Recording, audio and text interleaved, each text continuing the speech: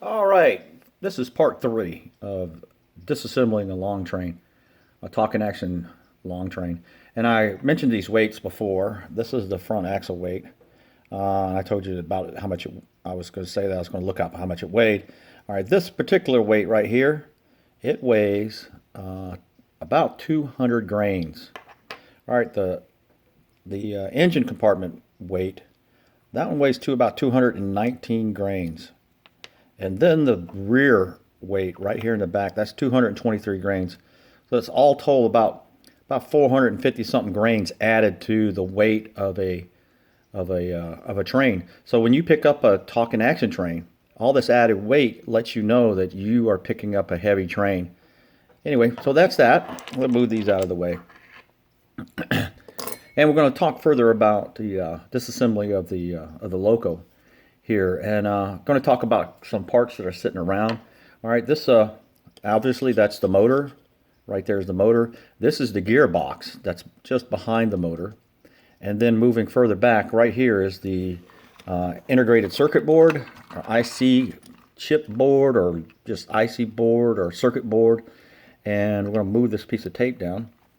And I'm going to zoom in for you really quick right here. See if I can zoom this in. Bring it a little closer. All right. Now what you have here is the old way of doing it. See if you look right. Whoa, if you look right here, these capacitors go all the way to the little leads. The little leads go all the way through. If you can look underneath the little legs underneath there, they go all the way through the circuit board, and that's called circuit board through circuit board mounting. It means the leads go all the way through the board.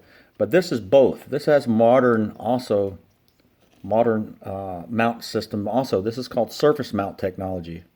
All right, where you got the little miniature components here. You got resistors and capacitors and inductors are all miniaturized on the backside, and it's called surface mount because nothing goes all the way through. Those little chips don't go all the way through.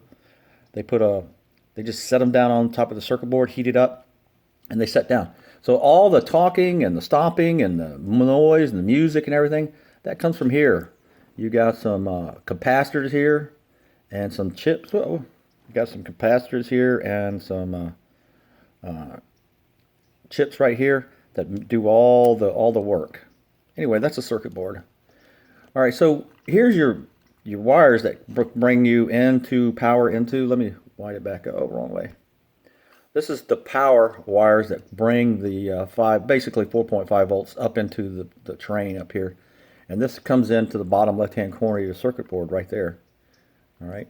Now then the power goes through the circuit board and then comes out here at the top through this white wire and runs into this blade type off-on switch. You have two off-on switches. One in the rear of the train, and then this one, this blade switch that runs back and forth, just slides back and forth. All right, but it's connected. The white wire is connected to the back end, of the switch right there. All right, right there, and the power comes down, and there's a piece of metal that runs all the way across this length of the switch right here, and there's a piece of metal right there. So when you slide it forward, it makes the connection, brings the power through, back into the circuit board again, but then comes out the circuit board back into the motor. All right. Now underneath the motor, we'll get into it, but underneath the motor, right in there, you can see some inductors and some capacitors in there.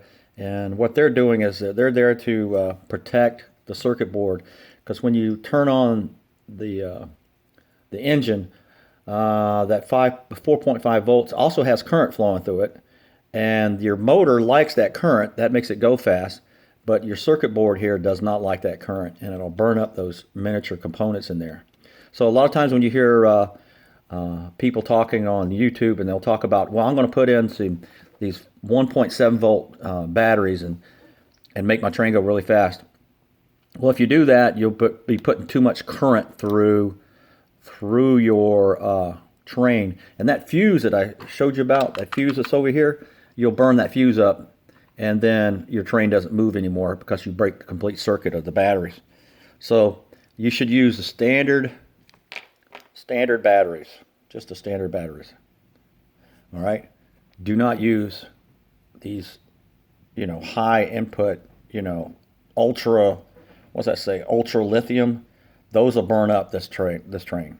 You want to leave just with a standard, easy going. That's enough to make these trains run. All right, so let's see.